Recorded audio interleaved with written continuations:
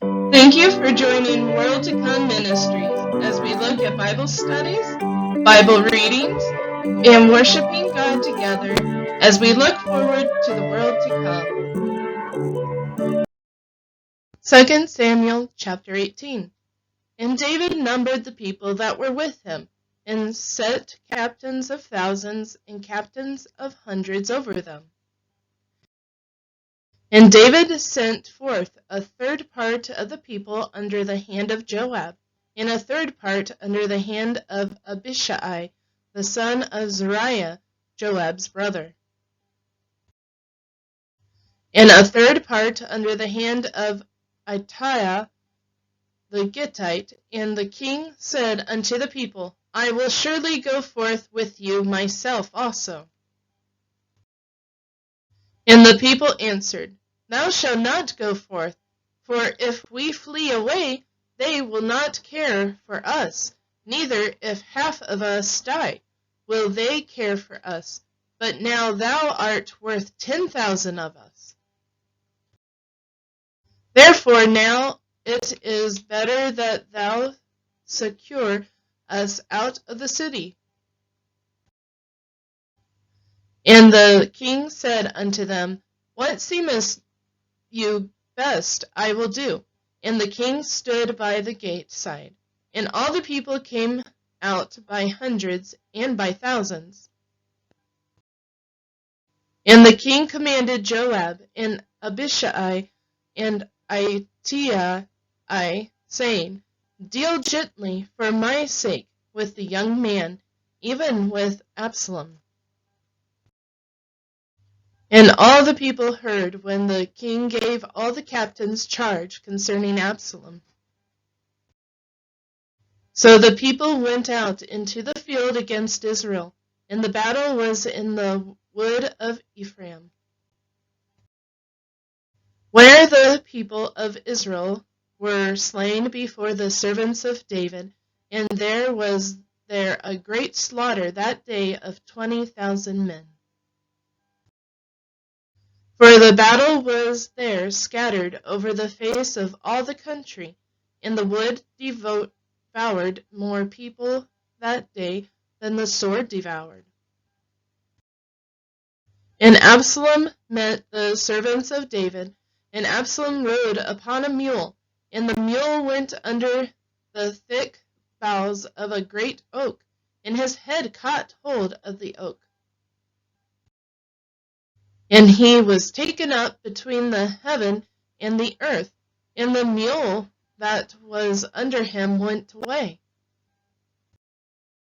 And a certain man saw it, and told Joab, and said, Behold, I saw Absalom hanged in an oak.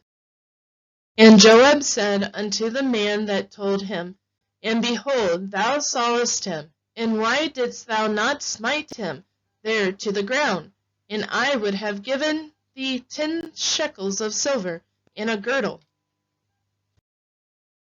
And the man said unto Joab, Though I should receive 1,000 shekels of silver in mine hand, yet would I not put forth mine hand against the king's son. For in our hearing the king charged thee and Abishai and Ittai, saying, Beware that none touch the young man Absalom. Otherwise I should have wrought falsehood against mine own life, for there is no matter hid from the king, and thou thyself wouldst have set thyself against me. Then said Joab, I may not tarry thus with thee. And he took 3 darts in his hand, and thrust them through the heart of Absalom, while he was yet alive in the midst of the oak. And then 10 young men that bare Joab's armor compassed about, and smote Absalom, and slew him. And Joab blew the trumpet, and the people returned from pursuing after Israel, for Joab held back the people.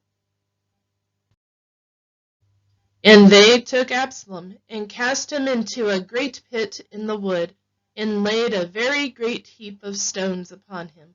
And all Israel fled, every one to his tent. Now Absalom in his lifetime had taken and reared up for himself a pillar, which is in the king's dale. For he said, I have no son to keep my name in remembrance. And he called the pillar after his own name, and it was called unto this day Absalom's place. Then said Ahimaaz, the son of Zadok, Let me now run and bear the king's tidings, how that the Lord hath avenged him of his enemies. And Joab said unto him, Thou shalt not bear tidings this day, but thou shalt bear tidings another day. But this day thou shalt bear no tidings, because the king's son is dead. Then said Joab to Cushai, Go, tell the king what thou hast seen. And Cushai bowed himself to Joab, and ran. Then said Ahimaaz, the son of Zadok, yet again to Joab, But howsoever, let me, I pray thee, also run after Cushai. And Joab said, Wherefore wilt thou run, my son? See that thou hast no tidings ready? But howsoever, said he, let me run. And he said unto him, Run. Then Ahimaaz ran by the way of the plain, and overran Cushai. And David sat between the two gates, and the watchman went up to the roof over the gate unto the wall, and lifted up his eyes, and looked, and behold, a man running alone. And the watchman cried, and told the king. And the king said, If he be alone, there is tidings in his mouth. And he came apace, and drew near. And the watchman saw another man running, and the watchman called unto the porter, and said, Behold, another man running alone. And the king said, He also bringeth tidings. And the watchman said, Methinketh the running of the foremost is like the running of Ahimaaz, the son of Zadok. And the king said, He is a good man, and cometh with good tidings. And Ahimaaz called and said unto the king, All is well. And he fell down to the earth upon his face before the king, and said, Blessed be the Lord thy God, which hath delivered upon the men that lifted up their hand against my lord the king. And the king said, Is the young man Absalom safe? And Ahimaaz answered, When Joab sent the king's servant, and me thy servant, I saw a great tumult, and I knew not what it was. And the king said unto him, Turn aside, and stand here. And he turned aside, and stood still. And behold, Cushai came. And Cushai said, Tidings, my lord the king, for the Lord hath avenged thee this day of all them that arose up against thee. And the king said unto Cushai, Is the young man Absalom safe?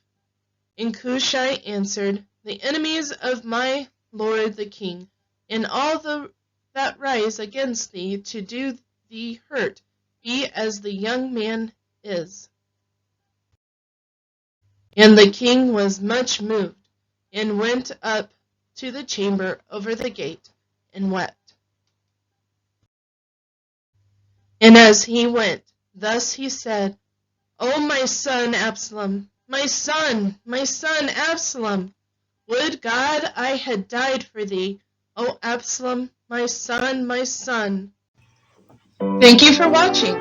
Please like and share this video, and join us next time as we worship God together. In the meantime, keep looking forward to the world to come.